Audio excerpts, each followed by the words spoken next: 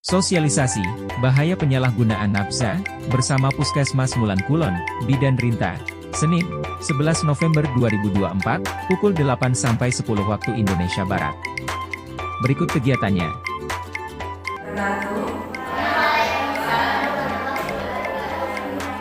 Perkenalkan, nama saya Rinta. Saya dari Puskesmas Mulan Kulon. Kali ini mau berbagi dan sharing ilmu kepada adik-adik semua tentang materi nafsa. Ada yang sudah tahu nafsa itu apa?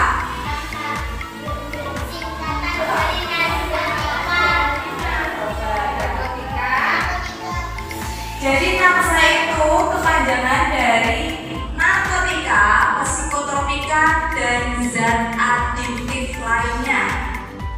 Jadi kalau masyarakat umum itu biasanya menyebutnya dengan narkoba. Sebelum saya lanjut ke materinya, di sini saya mau tanya pada adik-adik, apakah adik-adik ada yang sudah pernah merokok atau mencoba merokok? Angkat tangan coba. Gak apa-apa. Ada siapa? Ali. Yang kayaknya pernah merokok enggak? Ada yang keluarganya merokok, yang satu rumah merokok? Siapa mas yang merokok di rumah? Tidak ada. Siapa yang merokok? Mas. Ayah. Kakeknya? Yang satu rumah merokok? Ada enggak? Yang dalam satu rumah merokok? Siapa? Ayah sama kakek? Apa kakak? Kakak. Rokok itu nanti masuk ke dalam materi narkoba atau nafsa yang tadi. Ada yang sudah tahu kalau rokok itu masuk ke dalam nafsa? Belum ada tahu ya ini ya? Ada yang kalau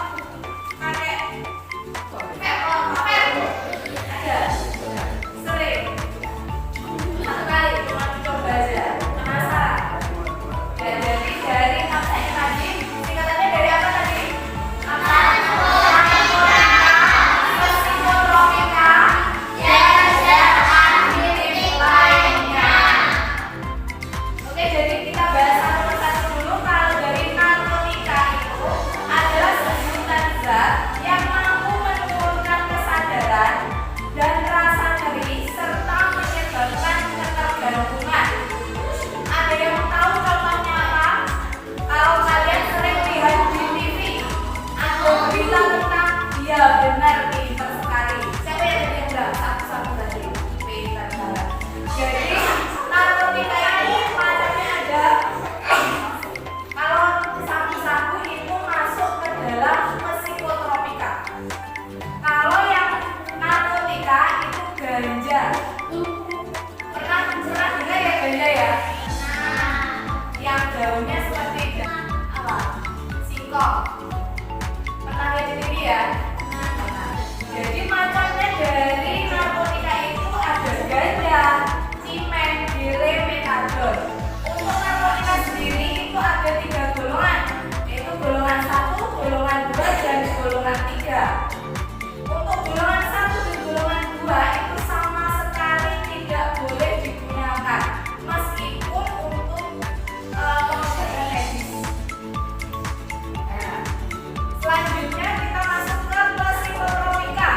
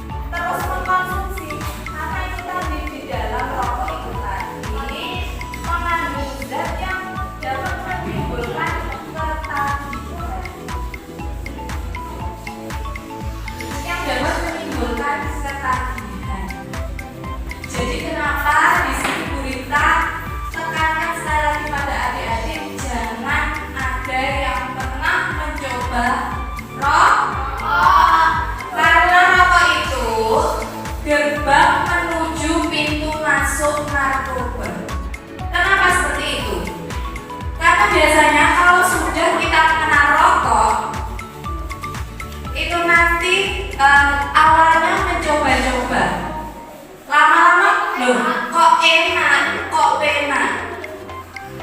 Selanjutnya ketergantungan. Kalau sudah ketergantungan biasanya kan lingkungannya juga merokok, ya kan? Teman-temannya kan merokok, ke warung kopi, temannya ada yang minuman keras.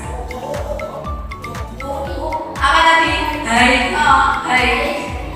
Nah, kalau sudah hai, itu nanti lama-lama pengen mencoba hal lain. Terus nanti ada yang ngajak, iki loh enak rasanya, enak bermain iki rasanya kayak meleak enak, orang duwe beban pikiran. Nah, itu dia. Jadi awal mulanya narkoba itu biasanya dari rokok, mencoba-coba rokok, minuman-minuman keras, kemudian ditahan-tahan sampai di atasnya ke narkoba. Nah, narkoba itu sendiri banyak sekali macamnya tadi. Rokok termasuk zat apa? Di dalam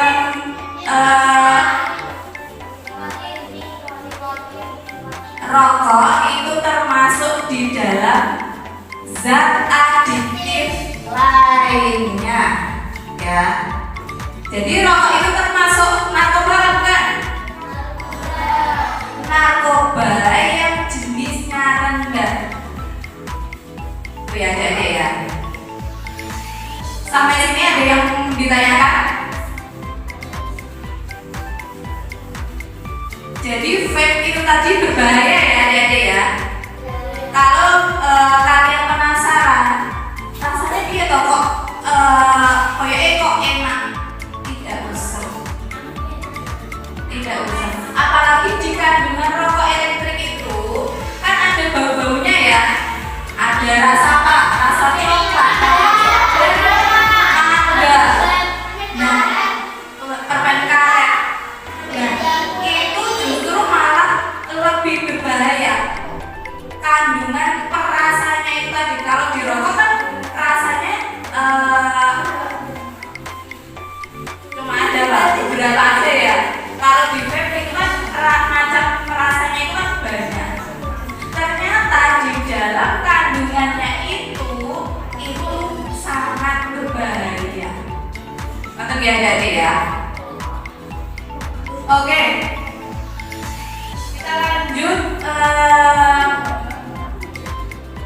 Mengapa naksa berbahaya? Karena naksa memiliki efek langsung terhadap sistem saraf pusat. Dengan demikian dapat mengubah fungsi tubuh serta memanipulasi kesadaran, sehingga menimbulkan efek ketergantungan fisik dan menyebabkan orang yang pengen berhenti itu, orang yang pengen mengurangi itu sulit berhenti. Atau kalau biasanya di narkoba itu bisa disebut sakau. Dia pengen mengurangi tapi kesakitan. Karena itu tadi dia sistem saraf pusatnya sudah terganggu. Nah, untuk ciri-ciri fisiknya itu berat badan biasanya menurun drastis, mata cekung dan merah, muka pucat dan bibir keringaman. Terus ada bekas luka sayatan, sulit tidur. Nah, bagaimana cara mencegah kita agar terhindar dari nafsa? Jadi yang bawahnya dulu. Nah, bawah. Nah, ini dia. Jadi ceria, cerdas, intelektual, emosional, dan spiritual. Jadi itu seperti apa? Jangan pernah ragu menolak ajakan teman ketika teman kalian mengajar kalian ke hal-hal yang negatif. Contohnya merokok tadi. Kadang kita kalau biasanya berteman, terus kemudian teman kita ada yang merokok, pasti kita diajak merokok apa enggak? Biasanya rata-rata diajak merokok. Iki lo enak, jajal lo. Nah, untuk kalian harus berani bilang tidak. Aku nggak mau. Dan hindarilah pergaulan yang seperti itu. Karena kalau kalian tidak menghindari, lama-lama kalian juga akan terjerumus juga. Terus kemudian spiritual. Jadi kita harus mendekatkan diri kepada Tuhan Yang Maha Esa. Kalau perbuatan tersebut kan dilarang, jadi kita agar terhindar dari narkoba. Kemudian empati dalam berkomunikasi efektif. Jadi itu tadi, kalau diajak teman sebaiknya menolak secara halus, kemudian menjauhnya. Rajin beribadah sesuai agama dan keyakinan. Di sini semuanya sholat ya, mengaji ya. Terus kemudian interaksi yang bermanfaat bagi kehidupan. Jadi contohnya apa interaksi yang bermanfaat bagi kehidupan ini? Aktif bersosial dengan masyarakat atau tetangga-tetangga. Kalau ada tetangga kita yang membutuhkan bantuan, itu kita bantu. Jadi kita terus kalau ada kegiatan-kegiatan, biasanya kalau ada Agustusan kita ikut memeriahkan, apa yang lomba-lomba seperti itu, agar kita melakukan kegiatan yang positif gitu ya. Terus kemudian asah asih dan asuh tumbuh kembang dalam keluarga. Jadi kalau ada di sini semuanya orang tuanya di rumah, apa ada yang kerja di luar negeri atau di luar kota? Ada ya? Di rumah sama siapa? Ibu sama kakak? Oh, bapak yang keluar negeri. Ada yang sama neneknya saja di rumah? Tidak ada ya? Tidak ada. Jadi kalau kita ada masalah apapun, sebaiknya diceritakan kepada orang tua. Jangan dipendem dewe. Terus kalau kok aku diajak temanku sing elek kok ikut-ikutan terus nyampe rumah nggak bilang orang tua, itu tidak boleh. Jadi kita harus menceritakan terbuka terhadap orang tua kita. Begitu ya Dede ya. Terus untuk yang rokok tadi minta tolong untuk slide yang rokok. Nah, jadi ini ya, kandungan di dalam satu batang rokok. Jadi saya ingatkan di sini kepada adik-adik, meskipun kalian nanti sudah punya uang, sudah pintar mencari uang, jangan pernah mencoba rokok. Kenapa? Karena rokok dalam satu batang rokok itu banyak sekali zat-zat berbahaya. Jadi enaknya itu kayak titik. Nah, ini dia kandungannya mulai dari aseton. Ada yang tahu cewek-cewek aseton itu apa? Kalau kalian ngecat kuku, terus ada itu loh, buat pembersih.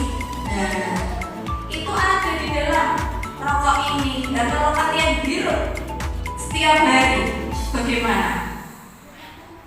Bersih kamu.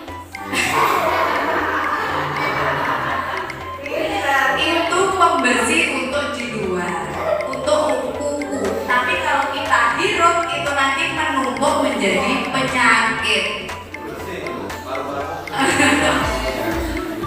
Terus ini dia zat karsinogenik yang Berita tadi sudah bilang. Jadi di dalam rokok elektrik tadi ada 70 zat karsinogenik.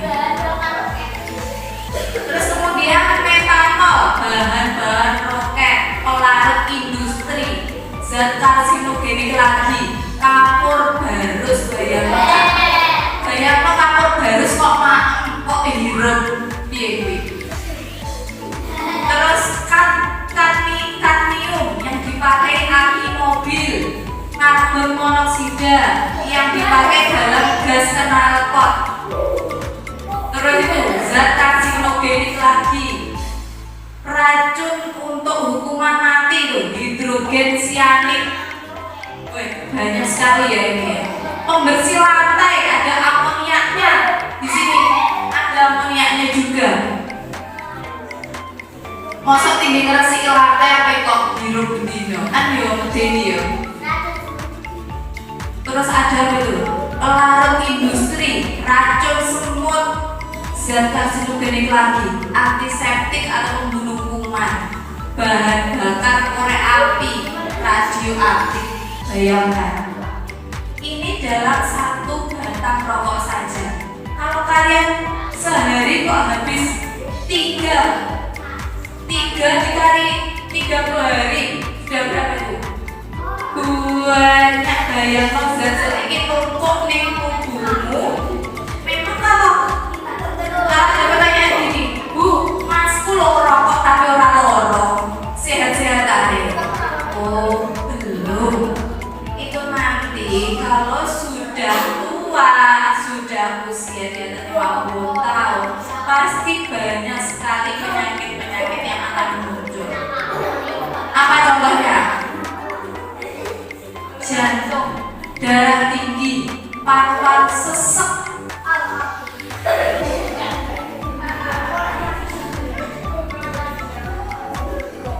Nanti nyampe rumah kalau ada keluarganya yang merokok dibilangin, Pak, dikurangi rokok ini. Dan kalau kalian ada orang yang merokok, jangan di dekatnya. Kenapa? Karena kalau kalian di dekatnya itu namanya perokok pasif.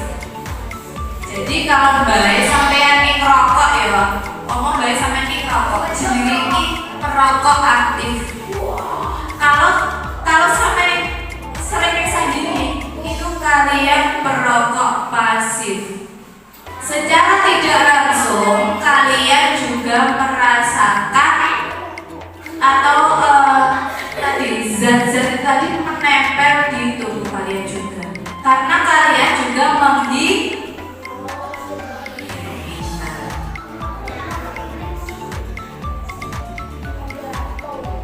ada yang perlu ditanyakan adik-adik? Tidak ya? Linting apa? Sama saja. Linting sendiri di dalamnya ada tembakau apa enggak? Ada loh. Dan tembakau itu tadi kandungannya apa? Nikotin. Jadi sama saja ya. Rokok kertas ya om? Apa?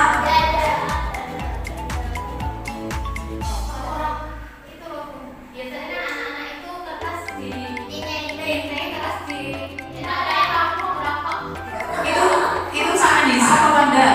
Apa kayak bedoan dong?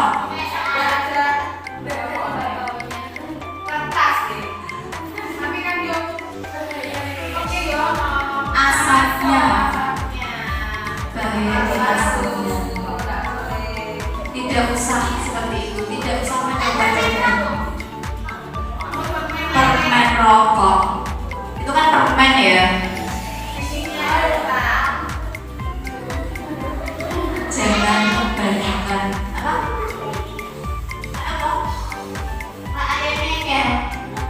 Lah ayam engkel sampai segini. Sampai sekali, jadi ayam ini rokok, ini sandingi sampean, sampai nyari. Kenapa kok nyari? Yang tidak merokok tadi namanya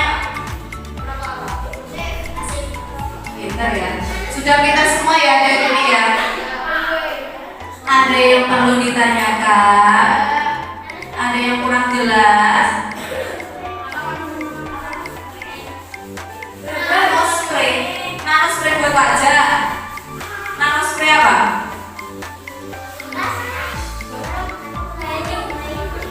Nanospray buat wajah itu kan?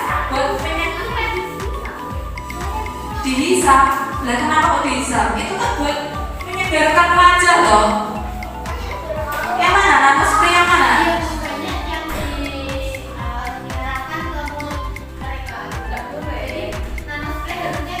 Di wajah ya.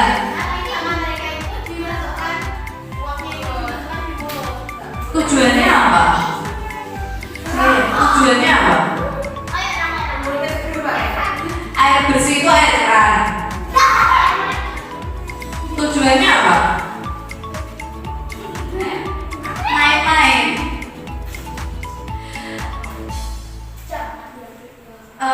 Gimana ya? Kalau tujuannya main-main, biar seger kalau tak masalah sama ini.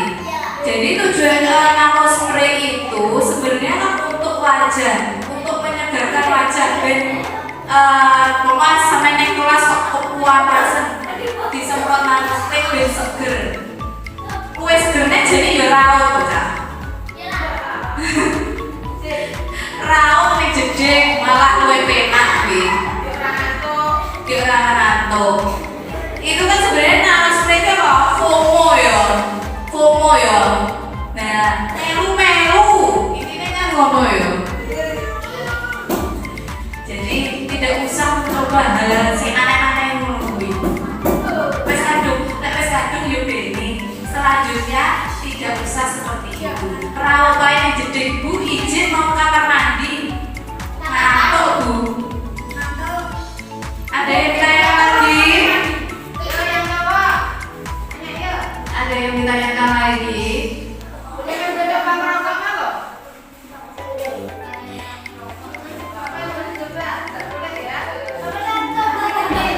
Tidak boleh ya. Rokok elektrik maupun rokok yang biasa itu sama saja, sama-sama berbahaya. Sudah, tidak ada yang ditanyakan lagi? Tidak ada ya? Ada lagi? Mungkin tanya ke Bu Erna materi yang disampaikan yang tadi. Tadi belum kepikiran, kok sekarang kepikiran, boleh tanya.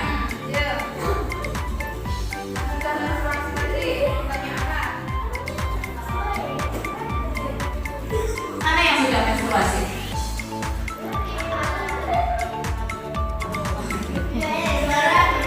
Tidak apa-apa. Berarti kalau sudah menstruasi harus lebih berhati-hati lagi. Tidak boleh apa tadi?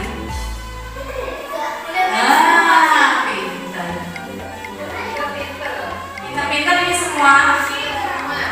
Ada yang ditanyakan lagi? Tidak. Tepuk mantel ya. Tepuk mantel.